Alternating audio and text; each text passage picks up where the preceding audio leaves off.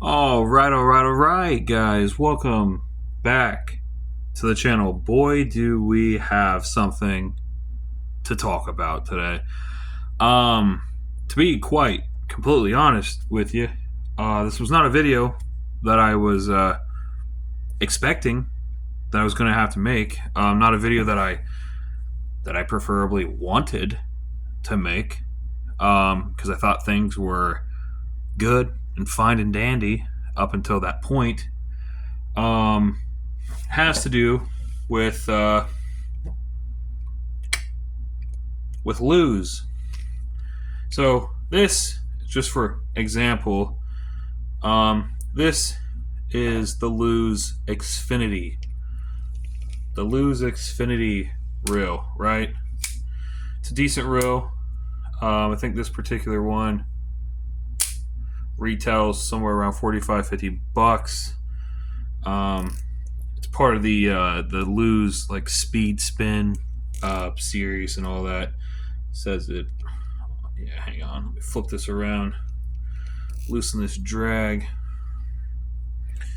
See, it says Lose Xfinity Speed Spin. This has the 6-to-1 gear ratio on it, which is pretty nice. I like that gear ratio on a reel, especially for a spinning reel. And I'm aware that 6-to-1 isn't even the fastest gear ratio that you can get these days. Cast King, if you guys aren't familiar with Cast King, I highly recommend you go and check out. They have everything. Cast King has, I think they're on almost every social media platform, YouTube, Facebook, Instagram, pretty much everything at this point. But Cast King has a spinning reel. I believe they have it in a baitcaster version too, I believe. But they have a reel that's called the Speed Demon, and I believe it's like a 7-to-1 gear ratio or something like crazy like that. And I don't even know if that's like the fastest gear ratio. There might even be somebody up in the 8s. I'm not sure. But for the longest time, 6-to-1 was essentially like your go-to gear ratio, on a reel. Now the issue with this particular reel, like I said, I talked about this briefly in a previous video. Not sure how well this is going to show up on camera, but take a look here. There's a crack, right? This is what the previous video was about. It was about this crack. So if I hold this like this, see that? How it separates? Yeah, see? It's completely separated. Rotor cracked. Clean in half right there in that spot. And I know why, because Lose started doing this thing where it's called the skeletonized rotor, right? They think it looks cool. It has all these crazy cutouts. Here's the problem. Not denying that it doesn't look cool, right? But sometimes function, practicality, how well something actually does is a little bit more important, than how it looks most of the time. I would rather have an ugly looking, durable, amazing reel than a pretty little bells and whistles piece of crap reel. You know what I mean? So here's the issue with the skeletonized rotor system that Lose has been running. This is just a graphite rotor and a graphite frame. Yeah, it's not carbon fiber, it's not aluminum, it's not magnesium, it's just regular old run-of-the-mill graphite. You know what I mean? And like I said, it's not like this particular reel is not an expensive reel. I think that, like I said, this particular one only retails for like 45, $50. But still, that's not, that's not nothing.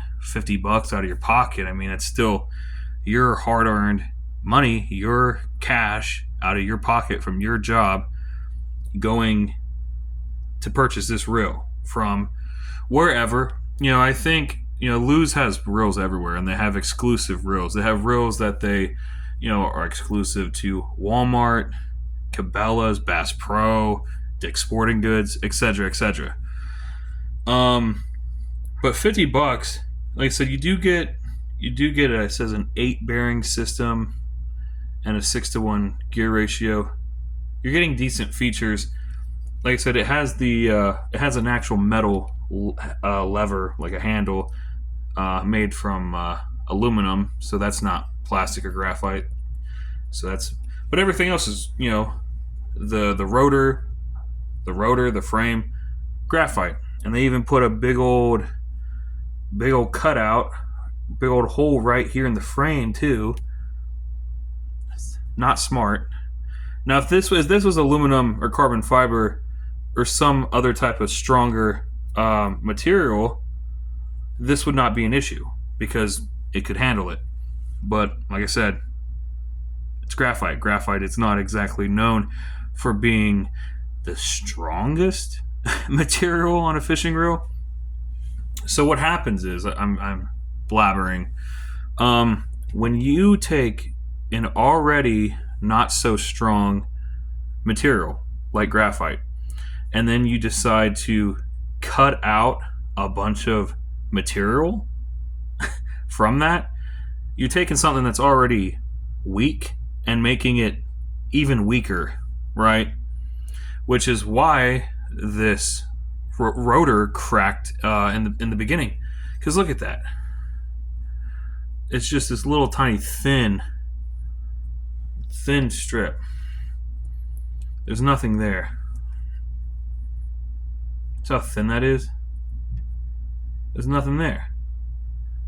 Barely any graphite at all. No wonder why it cracked. You know what I mean? No wonder why it cracked.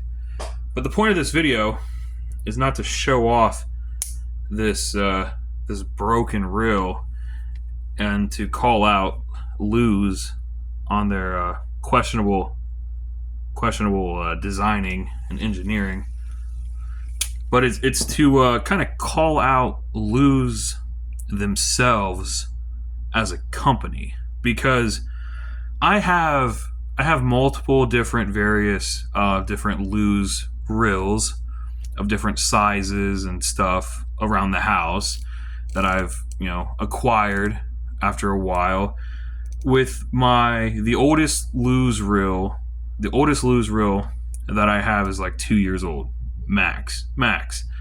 All my other Lose reels are within 1 year. So that's not none of them. None of them are technically old at all by any stretch of the imagination. They're all pretty new. The problem is you take something as simple as just a cracked rotor on a fishing reel, on like a $50 fishing reel, cracked rotor.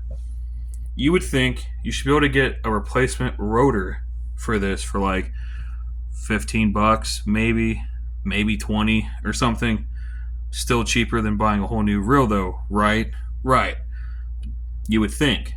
So because of that cracked rotor that was due to bad design and questionable craftsmanship with the skeletonized design, it has broken. So this brings us full circle to the point of this video. You would think, no big deal, we'll just reach out to Lose and get replacement parts. Because here's the thing, I have various different types of Lose spinning reels of different sizes around my house, right? Each one of them, in one way or another, has something wrong with it. Either a cracked frame, a cracked rotor, a broken bell wire, etc. They all need fixed in some way or another, right? So I reached out because this reel right here is the one that started all of it, right? I reached out to Luz to inquire about replacement parts for my reels, and I give them the make and model of every single one of my reels, all of them, right? That's about 5 or so. Give them all the makes, models of all these reels, and they said they'll reach back out and get back to me, right? Okay. Time goes by. Eventually, a whole month has passed, and then I get an email, finally, out of the blue, from Luz. What do you think that email said? Are you like me and thought, yay, they found replacement parts. I can get my reels back in action? Because that's what most people would think, right? Would be in that type of email. Well, the complete opposite, unfortunately, has happened. Luz, after looking up every single one of my reels, has told me they do not offer replacement parts for any of the reels that I have. None of them, not a single one of them, have replacement parts. Seriously. Like, I'm not making this up. They're saying, this is what they told me through the email, any reels that were exclusive reels, like I said, Dick's Sporting Goods, Walmart, Cabela's, Field and Stream, whatever, Bass Pro Shop, they're saying if you purchased a reel through any of those places, none of those reels have replacement parts. And then they try to switch the script and say, can we get you started on a new order, on ordering a new reel? On ordering a whole new reel. I have five of your reels, with the oldest one being only 2 years old. And you're saying none of them can be fixed. So I'm just out all of that money, and that's it.